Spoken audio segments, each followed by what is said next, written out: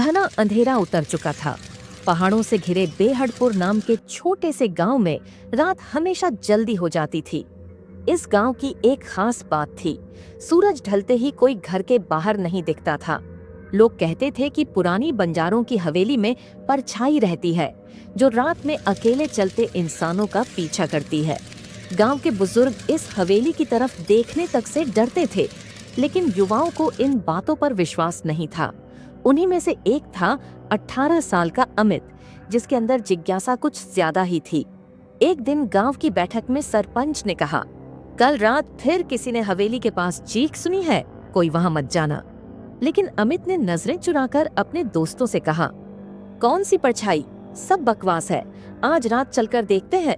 दोस्त तो डर गए, लेकिन अमित की जिद के आगे कोई कुछ न कह पाया। रात के 12 बजे वह अकेला ही हाथ में टॉर्च लेकर निकल पड़ा। गांव की कच्ची पगडंडी पर चलते हुए सिर्फ उसके कदमों की आवाज आ रही थी। हवा में अजीब ठंडक थी, जैसे कोई सांस रोककर खड़ा हो। हवेली दिखने लगी, टूटी खिड़कियां, लटकते दरवाजे और अंदर फैला घना अंधेरा। अमित ने हिम्मत कर अंदर कदम रखा। अचानक उसे लगा जैसे कोई उसके पीछे खड़ा है।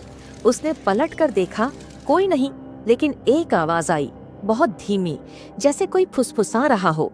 अमित! उसका दिल धक से रह गया। उसने टॉर्च का फोकस आगे डाला। दीवारों पर अजीब काले निशान थे, मानो लंबे नाखूनों से खुरचे गए हों। अचानक हवेली का दरवाजा जोर से बंद हो गया। अमित ने डर कर चिल्लाया, कौन है?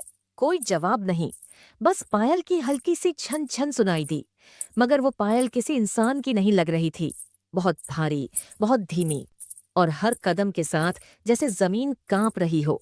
टॉर्च की रोशनी में अमित ने देखा, हवेली के कोने में लाल साड़ी पहने एक औरत खड़ी थी। उसका चेहरा दिखाई नहीं दे रहा था। अमित की सांसें थम गईं। औरत धीरे धीरे उसकी तरफ मुड़ी, लेकिन उसके चेहरे पर चेहरा ही नहीं था, सिर्फ गहरी काली धुंध थी। अमित डर कर पीछे भागा, पर पैरों के नीचे जमीन फिसलती जा रही थी, जैसे पूरा कमरा घूम रहा हो। उस भयानक औरत ने अपना हाथ उठाया, लंबी पतली उंगलियां और पीछे की ओर मुड़ा हुआ कलाई का जोड़, मानो हड्डियां टूटी हो। वह अमित के एकदम पास आ गई। उसके कान में फुसफुसाया, मैं यहाँ हूँ, हमेशा से। अमित बेहोश होकर गिर पड़ा। सुबह गांव वाले उसे हवेली के बाहर पड़े हुए मिले। बदहवास, कांपता हुआ, कुछ बोल नहीं पा रहा था। डॉक्टर ने बताया, इस पर किसी गहरे सदमे का असर हुआ है, इसे बहुत बड़ा डर लगा है। अमित होश में आने के बाद बस एक ही बात बार बार कहता रहा, उसका चेहरा नहीं था, वो मेरी परछाई पकड़कर ले जाती। गांव वाले उसे घर ले आए, लेकिन उसके बाद से अमित कभी सामान्य नहीं हुआ।